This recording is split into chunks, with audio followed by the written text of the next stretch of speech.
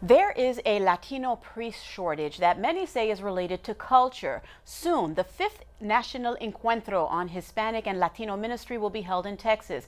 The Encuentro is designed to energize Hispanic Catholics. Under the leadership of the U.S. bishops, the Encuentro process focuses on meetings, evangelization, and programs that help define how the community responds as a church.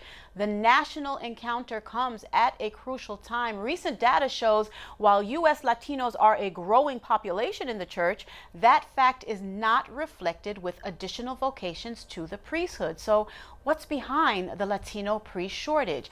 J.D. Long Garcia is a senior editor for America Magazine. He explored that pressing question with noted experts on Hispanic ministry, priests, and academics who broke down exactly why young Latino men are steering clear of vocations. And JD joins us now. Thank you so much for being with us.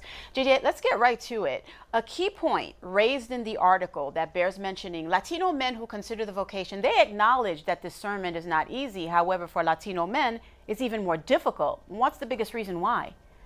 It's a great question. I think that part of the reason is that just that immigrant culture that you have when you come to the United States, you want to make a living, you want to make a name for yourself, and that's not always in a way that goes against the culture of vocations.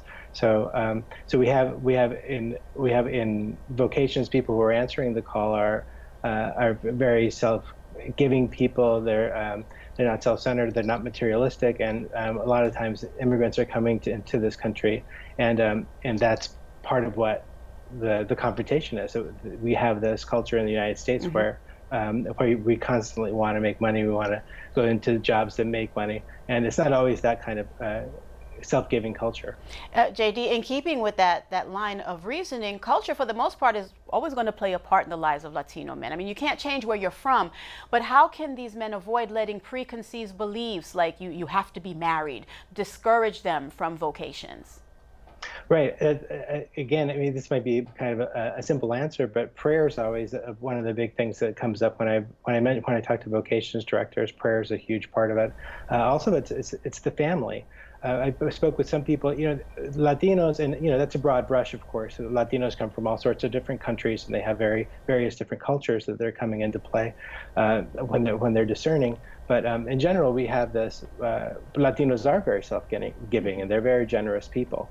So I think that even being in touch with the family and staying close to the family and those values is something that would help in the discernment process. JD, how has the sex abuse crisis affected the discernment process among Latino men? Yeah, I think that's it. It's certainly affected it among Latino men and in vocations overall. So what we see in the Latino culture, again, according to the people that I've spoken with about it, is that it impacts it as well. It's not necessarily different in the Latino culture than it is in Anglo culture, but it is something that makes it difficult to make that discernment process. But the priest I spoke with, Father Gilbert Guzman, mentioned that it's just a very courageous thing for people to come forward and serve in this way. So they are discerning through it. JD, we have such a short time left. Education and location playing a major role. In what way? About 30 seconds. Education, a lot of times what we're finding is that Latinos are graduating from college at a lower rate than others, and so that has an impact, because when you answer the call to the priesthood, you typically have a college education, and the location then, of course, depending on where you are, discerning within a Latino community, it makes it a lot more. It's easier when you're surrounded by other Catholics. JD, thank you so much. A very comprehensive article in America Magazine. I appreciate your taking the time to talk to us about it. Thank you.